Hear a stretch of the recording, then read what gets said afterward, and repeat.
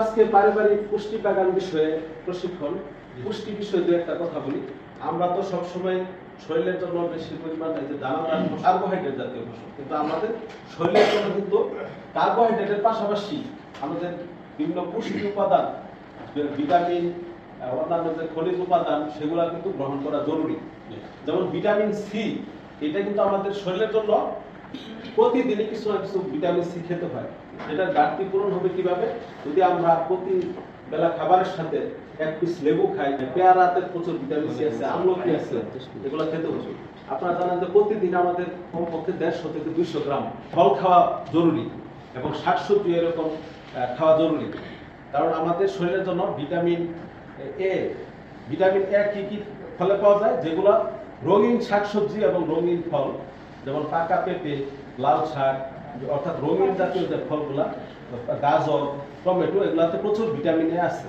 R vitamin A যদি আমাদের অভাব হয় তাহলে বিশেষ করে ছোট ছেলেমেয়েদের রাত টানা রোগ হয়। তো সেজন্য ভিটামিন এ আমাদের জন্য যেরকম জরুরি, এছাড়াও ভিটামিন বি আছে। আর ভিটামিন সি এর কথা তো বললামই, টক জাতীয় যত ফল আছে সেগুলোতে ভিটামিন সি আছে। আর ভিটামিন বি যত সবুজ শাকসবজি আছে সেগুলোতে পাওয়া যায়। এছাড়াও আছে ভিটামিন ডি। ডি কি করে? হাড় সুস্থ এবং সবল রাখে, দাঁত এবং হাড়। সেজন্য ভিটামিন ডি গ্রহণ করতে হবে। আবার সূর্যের আলোতেও ভিটামিন ডি অর্থাৎ সিনথেসিস হয়, সূর্যের আলো আমাদের শরীরে লাগাতে হবে। এই যে করোনা ভাইরাসের সময় আপনাদের কৃষক ভাইদের কিন্তু কোনো কেউ অসুস্থ হয় না, কারণ কি? এই যে ভিটামিন ডি তাদের শরীরে, তারা মাঠে ঘাটে কাজ করে শরীরে প্রচুর পরিমাণে ভিটামিন ডি হয়েছে, সেজন্য কিন্তু এটা তাদের অতটা আক্রমণ হয়নি।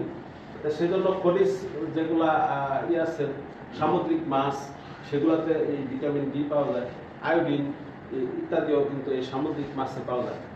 এছাড়াও আছে ভিটামিন কে। ভিটামিন কে রক্ত জমাট বাঁধতে সহায়তা করে। কোনো একটা অংশ যদি কেটে যায় তাহলে কিন্তু রক্ত পড়া শুরু হয়, সেটা আমাদের জমাট বাঁধতে সহায়তা করে ভিটামিন কে।